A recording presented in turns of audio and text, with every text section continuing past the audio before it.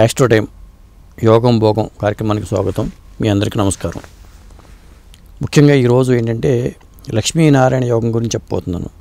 ప్రధానంగా ఏంటంటే ఈ యోగానికి సంబంధించి రెండు రకాలుగా ఉంది. ఒకటేమో శుక్రుడు గురువు కలిపి ఉంటే అని చెప్తారు, ఇంకొకటేమో బుధుడు శుక్రుడు కలిపి గ్రహాల కాంబినేషన్లో ఉంటే యోగం చెప్తారు. కాబట్టి ఆ గురువు శుక్రుల కాంబినేషన్ సంబంధించి నేను ప్రత్యేకంగా చేస్తున్న వీడియో. ఇప్పుడు బుధ శుక్రుల సంయోగానికి సంబంధించిన యోగంగా ఈ లక్ష్మీనారాయణ యోగాన్ని నేను చూస్తున్నాను. ఈ యోగ విశిష్టత ఏంటంటే మీకు చెప్పబోతున్నాను. ఇప్పుడు ముఖ్యంగా ఏంటంటే శుక్రుడు ఇప్పుడు శ్రీదేవి అంటారు, బుధుడిని భూదేవి అంటారు. మరి ఈ రెండు గ్రహాలు కూడా బుధుడిని నపుంసక గ్రహం అంటారు, శుక్రుడేమో స్త్రీ గ్రహంగా చెప్తూ ఉంటారు. మొత్తానికి ఏదేమైనా కానీ మరి బుధ శుక్రుల కలయికకి ఒక మంచి ఇంపార్టెన్స్ ఉందని చెప్పాలి. మరి బుధుడి సొంత రాశి ఏమో మిథున రాశి, మళ్ళీ కన్యా రాశి, శుక్రుడు సొంత రాశులు వృషభ రాశి, తులారాశి. సొంత రాశుల్లో కానీ ఉచ్చ రాశుల్లో కానీ శుక్రుడు ఉచ్చ రాశి మీనరాశి. మరి ఇట్లా సొంత రాశులు కానీ ఉచ్చ రాశులు కలిసినప్పుడు మాత్రం ఇది బలమైన యోగంగా చెప్పొచ్చు. ఈ యోగం ఉంటే ఏంటి అంటే మనిషి జీవితంలో ఏంటంటే మనకు బుధుడు అంటే బుద్ధి, ధనము, సౌఖ్యము, అభివృద్ధి ఇవన్నీ కలిసి వచ్చే యోగంగా ఈ లక్ష్మీనారాయణ యోగాన్ని చెప్తూ ఉంటారన్నమాట. మరి యోగం ఏర్పడాలంటే ముఖ్యంగా 3 నిబంధనలు అయితే ఉన్నాయి. అవేంటంటే బుధుడు శుక్రుడితో కలిపి ఉండాలి, మరి ఇద్దరు కలిపి ఒకే రాశిలో ఉండాలి. ఉంటేనే కానీ యోగం ఉన్నట్టుగా చెప్పాలి, పరిగణించాల్సి వస్తుంది. ముఖ్యంగా ఏంటంటే ఆ శుభస్థానాల్లో ఉండాలి వీళ్ళు. అంటే 2, 4, 5, 7, 9, 11 వన్ మోర్ యోగం. ఈ గ్రహాలు ఎక్కడ ఉండాలి? లగ్నం నుంచి, మన లగ్నం నుంచి చూసుకుంటే, మన జన్మజాత చక్రం లగ్నం నుంచి చూసుకుంటే 2లో కానీ, 4లో కానీ, 5లో కానీ, 7లో కానీ, 9లో కానీ, 10లో కానీ, 11 స్థానాల్లో కానీ ఉంటేనే యోగం బలంగా ఉంటుందని చెప్తూ ఉంటారు. వీటితో పాటు సొంత రాశుల్లోనూ ఉచ్చ రాశుల్లోనూ ఉండాలి. మరి అట్లా ఉంటే మాత్రం అత్యుత్తమ యోగంగా చెప్పాల్సి ఉంటుంది. అలాగే ఈ కలయికకి మన పాపగ్రహాల దృష్టి ఉండకూడదు. శనిగ్రహ దృష్టి కానీ, కుజి దృష్టి కానీ ఉండకూడదు అనమాట. ఇప్పుడు శని రాహువు కుజి దృష్టి తక్కువైతే ఏమిటంటే ఈ ఫలితాలు దృష్టి పడితే ఏమవుతుందంటే ఫలితాలు తగ్గిపోతూ ఉంటాయి. మరి దీనికి లక్ష్మీనారాయణ అనే పేరు ఎందుకు వచ్చిందని చెప్దామంటే ఒకసారి ఆ విషయంలో కూడా వెళ్దాం.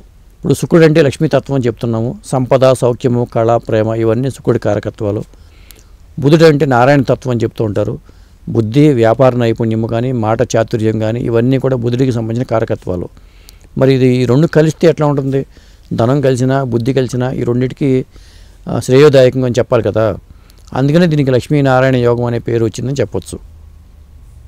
ముఖ్యంగా యోగం ఎలాంటి ఫలితాలు ఇస్తుందంటే ఉదాహరణకి అప్పులు తగ్గిపోతాయి, డబ్బు నిలుస్తుంది, వ్యాపారంలో మంచి లాభాలు వస్తాయి, మాటల్లో ఆకర్షణ పెరుగుతుంది, మరి విద్య కానీ కళారంగాల్లో కానీ మనకు టాలెంట్ ఇంప్రూవ్ అవుతుంది, మరి లవ్లో సక్సెస్ అవుతారు, కుటుంబ జీవితం కూడా శాంతియుతంగా ఉంటుంది, లగ్జరీలు కానీ, వాహనాలు కానీ, సౌకర్యాలు కానీ, ఇళ్ళు కానీ దక్కే అవకాశం అయితే యోగం వచ్చినప్పుడు జరుగుతూ ఉంటుంది.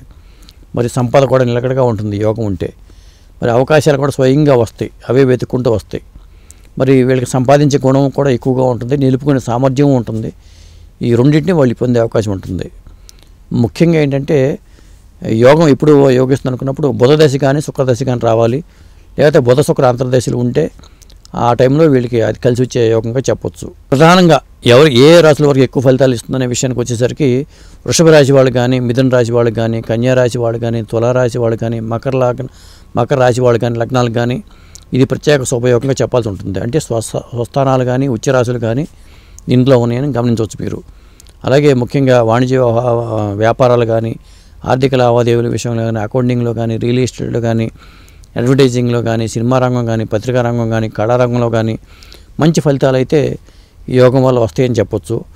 మరి ముఖ్యంగా ఏంటంటే ఇంకోటి గోచార పరంగా కూడా ఈ నవంబర్ నెలలో యోగం చాలామంది వచ్చింది. ఎందుకంటే ఇది టెంపరీ, గోచారం అనేది టెంపరీ, జాతకం అనేది పర్మనెంట్. ప్రస్తుతం చూసుకుంటే ఏంటంటే శుక్రుడు తులారాశిలో ఉన్నాడు, బుధుడు తులారాశిలోకి వచ్చి ఈ రెండు గ్రహాలు కూడా వెనక ముందు రాశిలో ఉంటాయి. ఒక రాశి ముందులో ఉంటే ఒక రాశి వెనకలో ఉంటే కలిసి ఉంటాయి, అంతే తప్ప దూరంగా వెళ్ళవు ఇవి. మరి బుధుడు వృశ్చిక రాశిలోకి వెళ్ళిపోయాడు, మళ్ళీ ఈ నెల 25వ తారీఖున మళ్ళీ వెనక్కి వస్తాడు. వచ్చినప్పుడు మళ్ళీ శుక్రుడితో కలిసి ఉంటారు. ఆ తర్వాత శుక్రుడు కూడా ముందుకెళ్ళిపోతాడు. అందువల్ల గోచార పరంగా కూడా లక్ష్మీనారాయణ యోగం ఉన్న టైంగా చెప్పొచ్చు.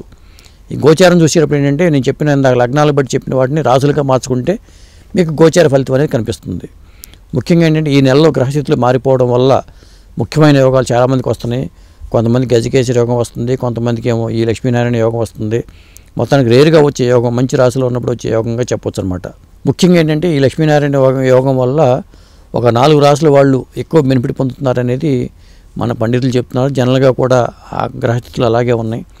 ఎందుకంటే బుధ శుక్రులు తులారాశిలోనే కాదు వృశ్చిక రాశిలో కూడా కలిసి ఉంటారు. బుధుడు వృశ్చిక రాశిలో అంత ఫలితాలు అయితే ఇవ్వడు, ఎందుకంటే శత్రురాశి కాబట్టి. మరి ఈ నవంబర్లో బుధుడు సూర్యుడు కలిసి ట్రావెల్ చేస్తూ ఉంటారు.